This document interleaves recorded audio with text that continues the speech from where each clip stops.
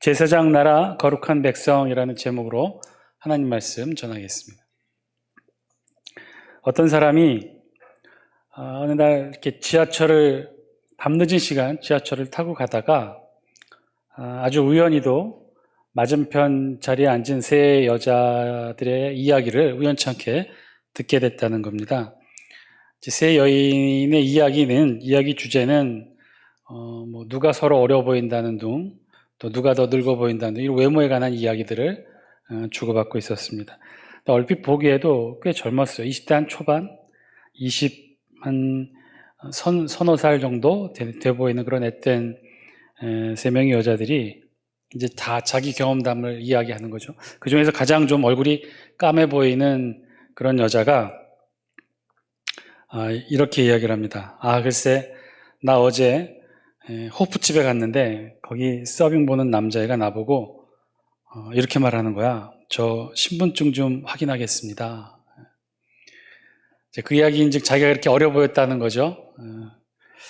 그래서 내가 그렇게 어려 보이나? 하면서 저 미성년자 아니에요 하면서 신분증을 꺼내 보였더니 이 서빙하는 남자 직원이 하는 말, 그게 아니고요. 요즘 불법 체류자가 하도 많아서. 여자 얼굴이 너무 검해 보였던 거죠. 그래서 한국 사람이 아니라 외국인처럼 보였다길래 그래서 신분증 제시를 요구했던 거죠. 실제 미국에서 있었던 일이라고 합니다. 한 편의점에 아주 좀 어려 보이는 청년이 총을 가지고 강도짓을 하고 있었어요.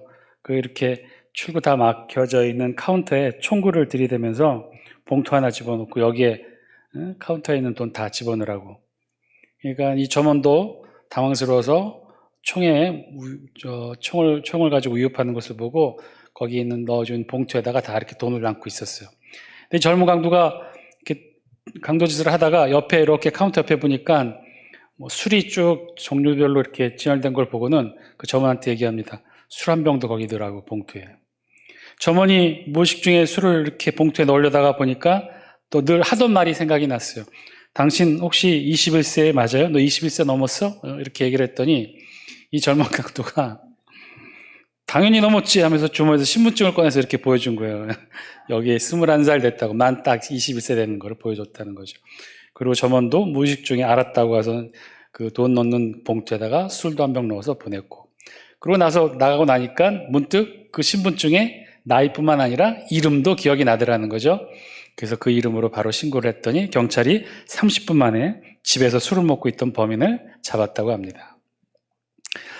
여러분, 우리 모두 다 이 신분을 증명하는 이 신분증이 다 있죠.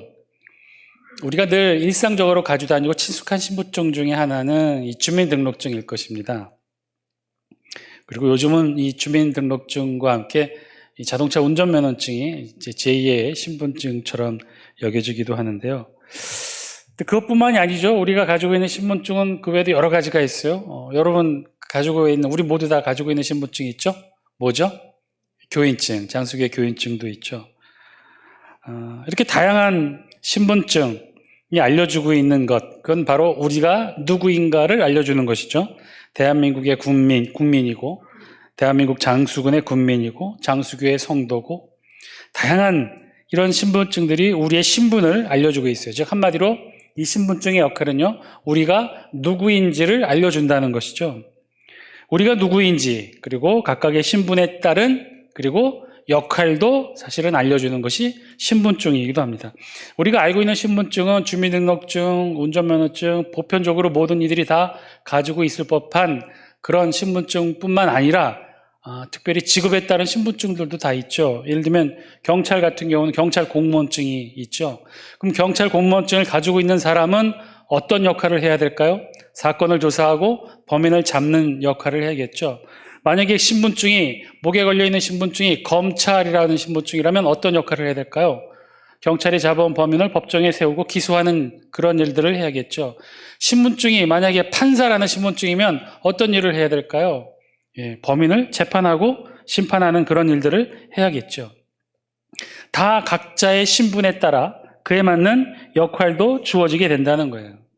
그리고 그 역할을 제대로 못하거나 혹은 역할이 바뀌어서는요, 이 사회가 제대로 돌아갈 수 없는 것을 의미하기도 하죠.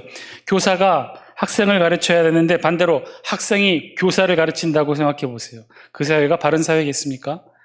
부모가 자식을 양육해야 되는데 자식이 부모를 양육해야 한다면 그 사회가 정상적인 사회는 아니겠죠. 그렇게 각자의 역할을 못하거나 뒤바뀌게 되면 사회는 큰 혼란을 겪게 될 것입니다. 그래서 자신의 신분을 바로 아는 것 굉장히 중요해요. 자, 그렇다면 지금 이 자리에 앉아있는 우리의 신분은 무엇인가요? 여러분, 우리는 어떤 신분의 소유자입니까? 우리의 신분은 어떻게 되죠? 장수교회 성도, 또 크리스찬, 그리스도인, 또 뭐가 있을까요? 우리는 어떤 신분이죠? 하나님의 백성, 하나님의 자녀, 천국의 백성, 또 좀만 더 구체적으로 들어가면 장수교회 성도 중에서도 목사, 장로, 안수집사, 권사, 집사, 성도, 다 각각의 신분들이 다 있죠. 자, 그러면 그 각각에 맞는 신분에 따른 역할들은 어떤 것일까요? 목사는 설교를 하고 목양을 하고, 우리 장로님들은 교회를 이끌어가고, 또 우리 권사님, 안수집사님, 우리 집사님, 성도님들 다 각자 교회에서 하게 될, 맡아줘야 될 역할과 임무가 있는 것이죠. 그 역할들을 제대로 하지 않을 때 혹은 역할이 뒤바뀌었을 때 우리 교회 공동체도 마찬가지로 제대로 돌아가지 못하는 어려움들을 겪게 될 것입니다. 자, 하나님은 저와 여러분들을 그런 일을 하라고 불러주셨고 또 그렇게 각자에게 맞는 역할과 소명들을 주셨어요. 자, 그러면 하나님은요, 저와 여러분들을 불러주셨는데, 그래서 장수교회 성도로 또 목사와 장로와 각종 직분으로 불러주셨는데, 그렇다면 하나님은 저와 여러분들을 그런 일을 하라고 불러주신 것일까요? 하나님은 저와 여러분들을 이 세상 가운데 그런 일들을 하라고 저와 여러분들을 불러주신 것일까요? 아니, 기본적으로 성도, 그리스도인, 크리스찬들은 이 세상에서 어떤 일을 하는 사람들인가요? 이 세상에서의 역할은 무엇일까요? 요즘과 같은 코로나 시대에 사실은 더욱더 좀 궁금해지는 질문이기도 하죠. 도대체 이 땅에서 우리 그리스도인들은 어떤 역할, 무슨 역할을 하는 존재들일까? 우리는 도대체 무엇 때문에 왜 여기에 존재해야 하는 것일까? 더군다나 요즘처럼 이렇게 욕을 먹으면서까지, 이렇게 많은 사람들이 불편하게 걱정하면서까지 또 이렇게 철저하게 소독하고 방역하고 마스크 쓰는 거 이렇게까지 우리가 모여야 되는, 이곳에 있어야 되는 이유, 그 존재, 이유 무엇일까? 막말로 다른 말로 하면 그런 거죠. 우리 모두 그리스도인이고 하나님의 자녀고 천국 백성인데, 그런데 말을 좀 바꿔본다면 도대체 천국의 백성 하나님의 자녀가 도대체 이 세상에서 무엇하고 있는 거죠? 하나님의 자녀면요, 여러분, 하나님과 함께 있어야 되는 거 아닌가요? 하나님 옆에 있어야 되는 거 아닌가요? 그런데 우리 왜 이곳에 있죠? 천국의 백성이면 천국에 있어야 되는 거 아닙니까? 천국의 백성이 왜 세상의 백성과 함께 살아야 하는 것이죠? 우리는 도대체 왜 이곳에 있는 것일까요? 더구나 이런 코로나 팬데믹 시대에 이런 온갖 욕과 원망을 다 들어가면서까지 도대체 우리는 왜 이 땅 이곳에 이렇게 있어야 되는 것일까요? 막말로 우리도 예수 그리스도를 만나게 되는 그 순간, 인격적으로 만나서 회심하게 되는 바로 그 순간 짠하고 천국으로 불러주시면 안 되는 걸까요?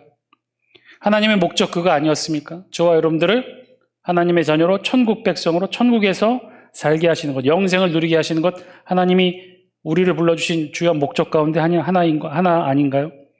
나 있는 곳에 너희도 있게 하리라. 예수님 하셨던 말씀처럼 저와 여러분들을 이 세상 가운데 부르신 이후 다 천국에서 영생을 누리며 살아갈 수 있도록 하시기 위해 저와 여러분들 그렇게 불러주신 거 아닌가요? 그러면 우리가 하나님을 만나고 예수 그리스도를 만나고 하나님의 자녀, 그리스도인, 사울이 바울 되었던 그런 회심의 순간처럼 우리도 하나님을 알고 예수님을 알게 되는 바로 그 순간 다 천국으로 불러주시지, 왜, 무엇하러, 무엇 때문에 이 세상에 저와 여러분들을 남겨두셨을까요? 우리는 도대체 누구이고 왜 이곳에 있게 된 것일까요? 이곳에서 우리가 해야 될 일은 어떤 것일까요? 이 세상에서 하나님의 자녀, 천국 백성이 해야 될 역할은 무엇일까요? 오늘 우리 본문은요, 바로 그 사실을 우리에게 알려주고 있어요. 역사적으로 출애굽을 통해 하나님은 왜 이스라엘을 부르셨는지, 왜 출애굽시키셨는지, 왜 출애굽시켜서 그 힘들고 어려운 광야 시간들을 통해 이스라엘을 그렇게 훈련시켜야만 하셨는지 그 이유와 목적을 오늘 우리 성경이 분명하게 알려주는 본문이 있어요. 오늘 우리 본문은요, 우리 같이 한번 1절 말씀 같이 한번 읽어볼까요? 1절입니다. 시작. 이스라엘 자손이 애굽 땅을 떠난 지 3개월이 되던 날 그들이 시내 광야에 이르니라. 아멘.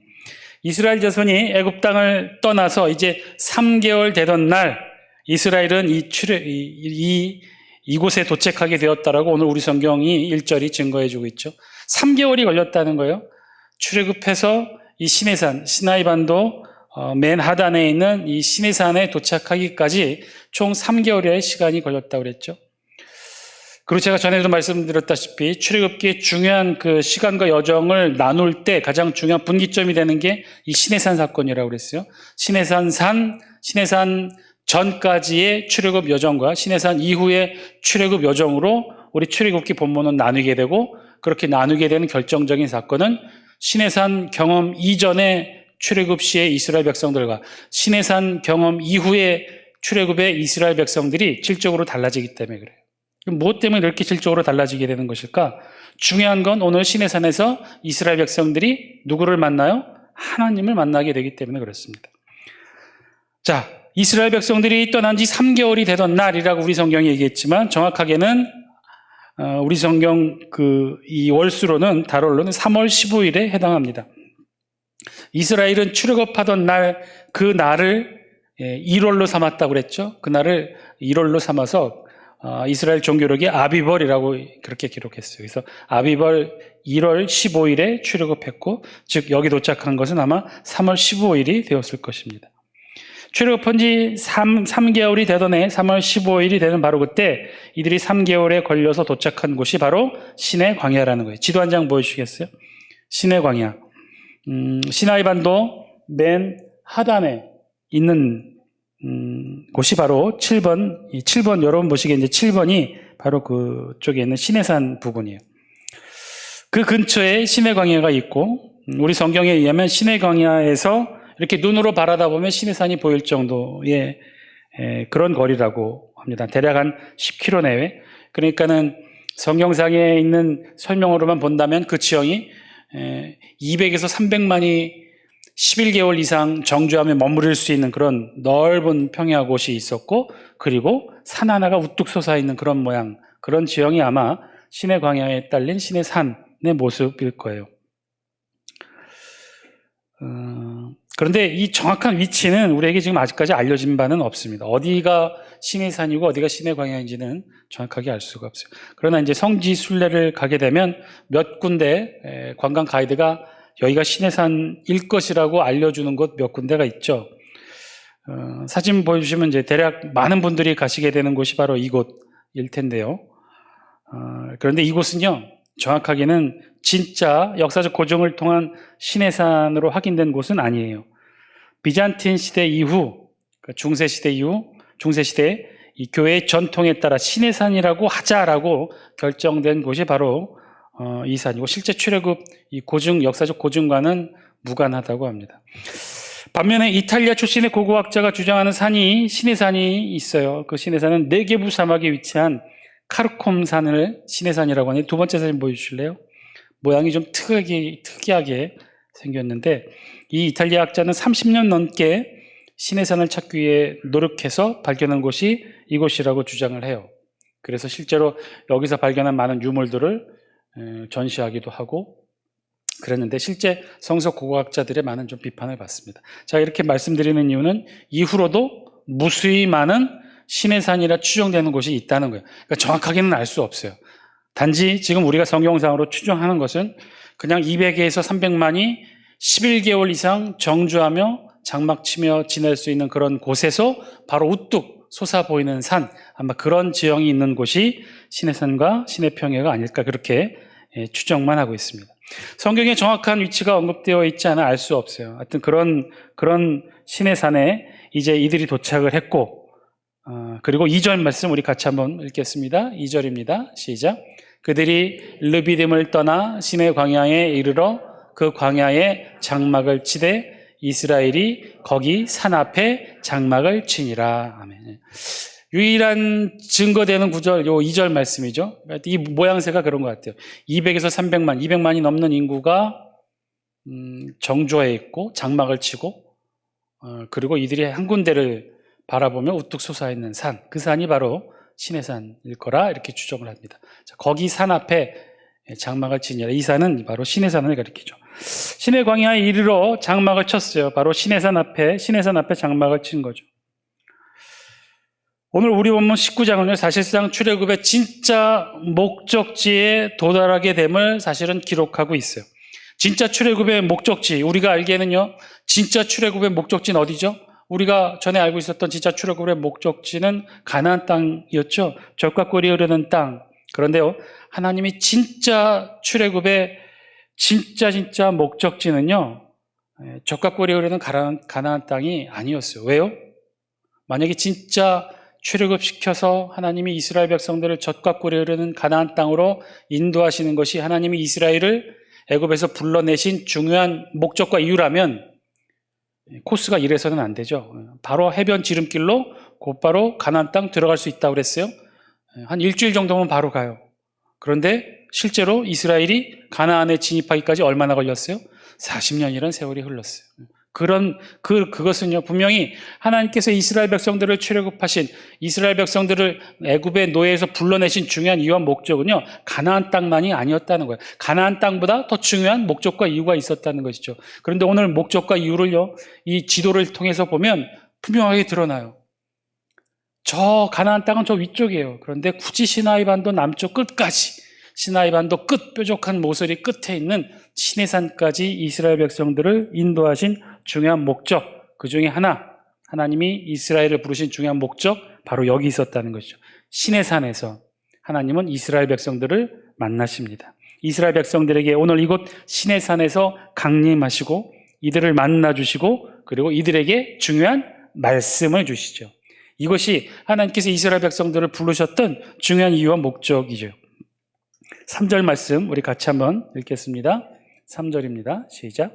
모세가 하나님 앞에 올라가니 여호와께서 산에서 그를 불러 말씀하시되 너는 이같이 야곱의 집에 말하고 이스라엘 자손들에게 말하라. 진짜 하나님이 이스라엘 백성들을 부르셨던 것, 바로 그 이유 여기 있었죠. 하나님은 모세를 통해 이스라엘 산에서 하나님이 이스라엘 백성들을 만나시고 그리고 모세를 통해 말씀하시는 거예요. 이 말씀을 전해주시기 위해서 하나님은 이스라엘 백성들을 부르셨던 거죠. 그리고 홍해를 건너 아주 길고 긴 시나이 반도까지의 여정을 통해 하나님은 이곳 시내산에 이스라엘 백성들을 부르시고 그리고 말씀하셔요. 무슨 말씀을 하셨을까? 애굽의 10가지 재앙과 마지막 장자의 죽음 홍해 사건을 통해 드디어 시내산에 다다른 이스라엘 백성들에게 하나님이 무슨 말씀을 하셨을까? 과연 하나님은 지금 무슨 말씀을 하실까요? 그 온 사건을 거쳐 기적적으로 하나님께서 여기까지 이스라엘 백성들을 인도에 오시고 나서 하나님이 이스라엘 백성들에게 하시고자 원하셨던 그 말씀은 무엇이었을까요? 오늘 우리 성경은요, 그것을 기록하고 있어요. 그 내용을 잘 파악하고 알아야 하나님이 우리를 부르신 중요한 목적, 그에 따른 우리의 구체적인 신분에 따른 역할도 우리가 알 수 있다는 거예요. 그런데 오늘 본문을 통해서 보면요, 그 중요한 매개고리는요, 관계였어요, 관계. 하나님과 이스라엘 백성 사이의 중요한 관계, 그 관계가 어떻게 되는지를 하나님은 말씀해 주세요. 우리 4절 말씀 같이 한번 읽겠습니다. 시작. 내가 애굽 사람에게 어떻게 행하였음가? 내가 어떻게 독수리 날개로 너희를 업어 내게로 인도하였음을 너희가 보았느니라. 아멘. 먼저는 알라는 거죠. 하나님도 이 서론 말씀으로 먼저 하셔요. 먼저는 알라는 거예요. 하나님께서 어떻게 애굽 사람들에게 행하셨고 하나님께서 또 어떻게 이스라엘 백성들에게 행하셨는지 알라는 거예요. 하나님께서 애굽 사람들에게는 어떻게 하셨나요? 10가지 재앙을 통해 그들이 우상으로 섬기고 있던 각종 이방의 우상들을 하나하나 다 무너뜨리셔요. 그리고 결국은 그 모든 10가지 재앙을 거쳐서 첫 태생 모든 장자를 다 죽이시고 그리고 하나님은 마지막에 홍해로 애굽의 모든 병사들을 수장시키죠. 그런 반면에 하나님께서 이스라엘 백성들에게는 어떻게 하셨나요? 오늘 성경 표현에 의하면 독수리 날개로 너희를 업어 내게로 인도하셨다. 한마디로 독수리 날개로 이스라엘을 업어 이곳 시내산까지 인도해 주셨다는 거예요. 성경에서 특히 하나님께서 이런 표현을 하실 때, 독수리 날개라는 이런 표현을 하실 때, 이 표현의 의미는요, 주변을 압도하는 권위와 능력을 상징할 때 사용하는 단어라고 해요. 그만큼 안전하게 이스라엘 백성들을 인도했을 뿐만 아니라 하나님의 신적인 권위를 드러내시면서 주변을 압도하는 위용으로 그렇게 하나님이 이스라엘 백성들을 인도하신 거죠. 어디까지? 시내산까지 인도하신 거예요. 자, 여기까지는 서론이고 이제 진짜 본론, 하나님께서 이스라엘 백성들에게 하시고 싶었던 말씀, 그 말씀을 하시죠. 출애굽하여 홍해를 건너 여러 광야를 거쳐 시나이 반도 끝자락 이곳 시내산까지 하나님이 이스라엘 백성을 부르셨던 진짜 이유, 그건 다름 아닌 관계에 대한 선포예요. 하나님과 이스라엘 백성에 대한 관계에 대한 선포예요. 5절 말씀 같이 한번 읽겠습니다. 시작. 세계가 다 내게 속하였나니 너희가 내 말을 잘 듣고 내 언약을 지키면 너희는 모든 민족 중에서 내 소유가 되겠고. 아멘. 세계가 다 내게 속하였다라고 하나님이 전제하죠. 그렇겠죠. 하나님이 이 세상 모든 만물을 창조하셨으니까 세계가 다 내게 속하였고, 그리고 너희는 모든 민족 중에서 내 소유가 될 것이다. 첫 번째 관계는요, 이스라엘과 하나님과의 관계이고, 이스라엘은 하나님의 소유라는 거예요. 하나님의 소유가 되었다는 거예요. 애굽의 노예에서, 세상의 노예에서, 애굽의 백성에서 이제는 하나님의 백성, 하나님의 소유로 하나님이 그렇게 이스라엘 백성들을 불러주셨다. 하나님이 이스라엘 백성들에게 하나님 소유된 백성의 지위와 역할을 주시기 위해 하나님이 이스라엘을 부르셨다는 거예요. 그렇게 출애굽시키셨다는 거예요. 사실 이것이 우리가 알고 있는 하나님께서 이스라엘을 출애굽시키신 중요한 이유와 목적이기도 하죠. 이 땅 가운데 하나님의 소유된 백성으로 삼기 위해서 하나님이 그렇게 이스라엘을 인도하셨다는 거예요. 세상의 노예에서 하나님의 소유된 백성으로. 그런데요, 이것이 다가 아니었어요.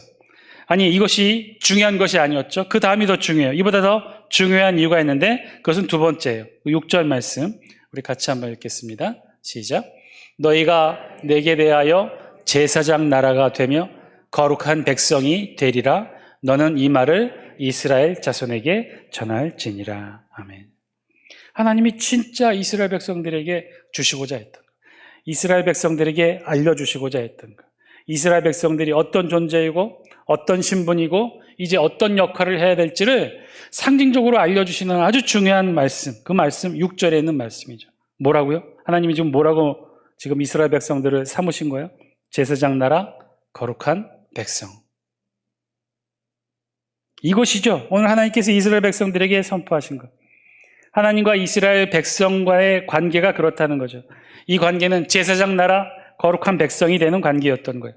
이스라엘은 하나님께 그런 존재가 되었다는 것이죠. 제사장 나라, 직역하면요, 제사장들의 나라예요. 제사장들의 나라.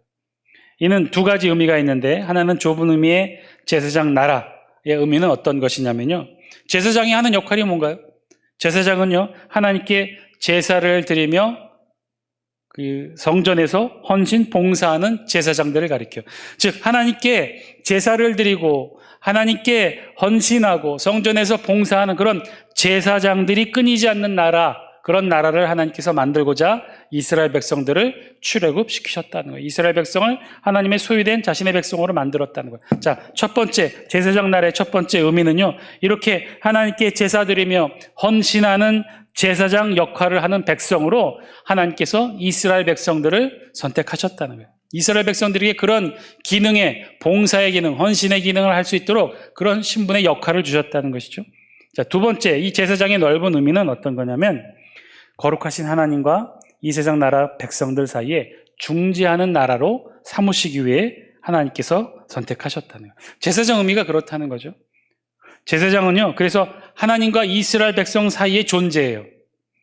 이스라엘 백성들이 죄를 지으면 어떻게 됩니까? 뒤로 돌아 제사장은 하나님을 향해 이스라엘 백성들을 대신해서 죄를 고하고 용서를 구하는 사람, 그 사람이 바로 제사장의 역할이었죠.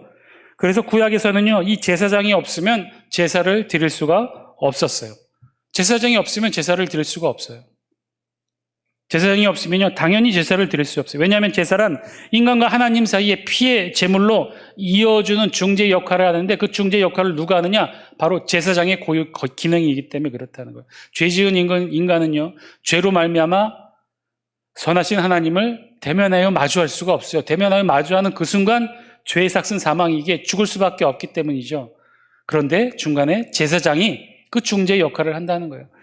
백성들의 죄, 인간의 죄를 대신해서 그 죄의 삭수로 희생 제물의 피를 하나님께 올려드리는 그 중간의 역할, 중개자의 역할, 중재자의 역할을 하는 것이 바로 이 두 번째 제사장의 기능이라는 거예요. 그러니까 제사를 드리는 헌신 봉사의 기능과 그리고 중재의 기능이 바로 이 제사장 나라의 의미에 담겨 있다는 것이죠. 그리고 여기에 신약에 가면, 신약 즈음에 가면 한 가지 의미를 더하게 됩니다. 나중에 신약 시대에 보면요, 신약 시대에 구약 성경을 헬라어로 번역하게 되는 그런 이 사건이 일어나요. 구약 성경은 원래 히브리어로 기록되어 있지만 디아스포라 유대인들이 전 세계 각지에 많이 흩어져 있고, 나중에 신약 시대에 되면 히브리어를 잘 모르고 헬라어에 익숙한 유대인들도 많기 때문에 유대인들이 어떤 고민을 했냐면 자신들의 구약, 히브리어로 된 구약 성경을 유대 백성 자녀들에게 가르칠 목적으로 헬라어로, 히브리어로 기록된 구약을 헬라어로 번역하게 돼요. 이게 70인역 성경인데 그 역본이 지금도 굉장히 성경을 연구하는 중요한 자료로 쓰입니다. 그러니까 히브리어로 헬라어로 번역했기, 히브리어로 기록된 구약 성경을 헬라어로 번역을 했기 때문에 여기에는 의미와 해석이 첨가가 되죠. 여기 특히 오늘 우리 본문에 이 70인역본 헬라어 성경에 보면 이 제사장 나라를 헬라어로 어떻게 번역하고 있느냐? 이렇게 번역한다는 거예요. 바실레이온 히에라투마. 바실레이온 히에라투마. 이걸 그대로 다시 우리말로 바꾸면 왕 같은 제사장이라는 뜻이에요. 여기에 제사장의 세 번째 의미, 한 가지가 더 추가가 됩니다. 제사장의 의미는요, 제사를 집전하고 그래서 성전에서 헌신하고 봉사하는 의미, 그리고 두 번째, 백성과 하나님 사이에 제사를 통해 중재하는 의미, 이게 두 가지 의미인데 이 의미에 더해서 세 번째 의미는요, 아주 적극적으로 하나님의 뜻과 생각을 전하는, 하나님의 뜻을 전하는 통치 역할도 왕같은 제사장에는 의미가 있다는 거죠. 그 기능이 있다는 거예요. 즉 봉사의 기능과 중재의 기능에 더하여 하나님의 뜻에 따라 이 세상을 다스리는 통치의 기능이 바로 이 제사장 나라의 그 의미에 담겨 있다는 거예요. 하나님은요, 지금 이스라엘 백성들을 부르시고 출애굽해서 홍해를 거쳐 그 어려운 광야 여정 시나이 반도까지, 시내산까지 이끌으셨어요. 그리고 시내산에서 이스라엘 백성들에게 이스라엘 백성이 이 세상에 존재하는 의미와 역할, 신분에 대해 오늘 성경이 이렇게 증거하고 있어요. 그 증거는 뭐냐면요, 제사장 나라 삼기 위해 하나님이 이스라엘 백성들을 부르셨다는 거예요. 하나님을 섬기는 백성으로, 하나님과 이 세상을 중재하는 백성으로, 그리고 가장 중요한 하나님을 대신해서 하나님의 뜻으로 이 세상을 다스리고 통치하는 역할로, 그 놀라운 권위와 은총을 주시기 위해, 그렇게 하나님과 이스라엘 백성들이 관계를 맺으시기 위해 그 어렵고 험난한 시간을 보내었던 거죠. 430년간 애굽의 노예 시간을 거쳐, 출애굽의 과정을 거쳐, 10가지 재앙을 거쳐, 홍해를 거쳐, 이후 40년간 구름기둥 불기둥의 시간을 거쳐 하나님은 그렇게 이스라엘을 하나님의 제사장 나라 삼기 위해 이 땅에 그렇게 부르시고 세우십니다. 사랑하는 장수교 성도 여러분, 오늘 말씀을 통해 저와 여러분들에게도 주시는 하나님의 음성 이 시간 듣게 되기를 원합니다.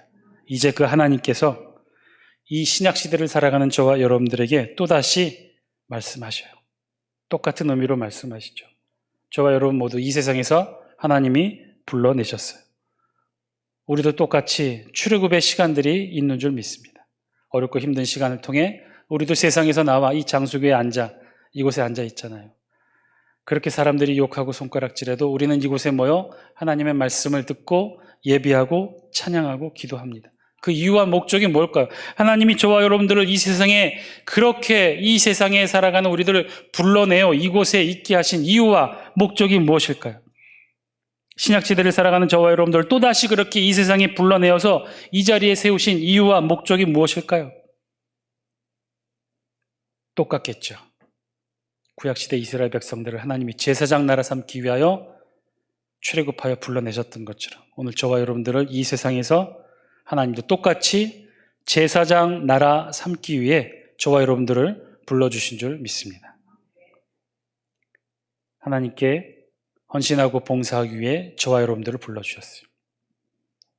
더 중요한 역할은 이 세상 사람들과 하나님 사이의 중재 역할을 하기 위해 저와 여러분들을 불러주셨다는, 더욱더 중요한 것은 하나님의 뜻을 이 세상에 전하며 하나님이 원하시는 나라로 만들고 다스려 가기 위해 하나님의 섭리의 도구로 저와 여러분들을 하나님이 사용하시려 제사장 나라로 불러주셨다는 사실이에요.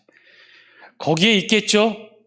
저와 여러분들이 아직까지 천국에 가지 아니하고 이 세상에서 천국의 백성으로 살아가야 하는 가장 중요한 이유, 하나님의 자녀로 이 세상 가운데 살아가야 되는 가장 중요한 이유, 하나님의 백성으로 이 장수군에 계속해서 살아야 되는 중요한 이유, 이 세상을 섬기고 하나님과 이 세상 사이에 중재 역할을 하고 그리고 하나님의 뜻을 이 세상에 전하고 선포하는 일, 그것이 하나님께서 저와 여러분들을 이 세상 가운데 불러내어 이 자리에 앉게 하신 중요한 이유와 목적인 줄 믿습니다. 오늘 이 하나님이 우리에게 주신 소중한 소명과 사명 잘 감당할 수 있는 우리들 되게 해달라고 이 저녁 저와 여러분들을 함께 기도하기를 원합니다. 하나님은요, 저와 여러분들 그런 사람, 그런 제사장 나라 삼으시려고 저와 여러분들을 불러주셨다는 거예요. 바로 이 자리에 지금 당장 하나님께서 말씀을 통해 우리에게 깨우쳐 주시고 알려주시는 이 소중한 역할과 사명, 저와 여러분들이 깨닫게 되고 그 역할에 맞는 아름다운 하나님의 자녀로서 제사장 나라로 거룩한 백성으로 이 세상을 살아가시는 저와 여러분 되기를 주의 이름으로 간절히 축원드립니다. 하나님의 자녀가 있어야 될 자리, 하나님의 백성이 있어야 될 자리, 그것은요 바로 이 자리, 이곳이에요. 왜냐? 우리에게는요 소중한 사명이 있기 때문에 그래요. 이 세상과 하나님을 연결시켜줘야 되고요, 하나님의 뜻을 이 세상 가운데 전달해야 되는 것이 우리의 소명과 사명이기 때문에 우리가 하나님의 백성이지만 하나님의 자녀이지만 천국에 있지 아니하고 하나님 옆에 있지 아니하고 이 세상에 있어야 되는 이유가 바로 여기에 있는 줄 믿습니다. 힘들고 어려운 이 세상에 하나님께서 저와 여러분들을 남겨두신 이유가 바로 여기에 있다는 것이죠. 이 저녁 다 함께 우리 기도하기를 원합니다.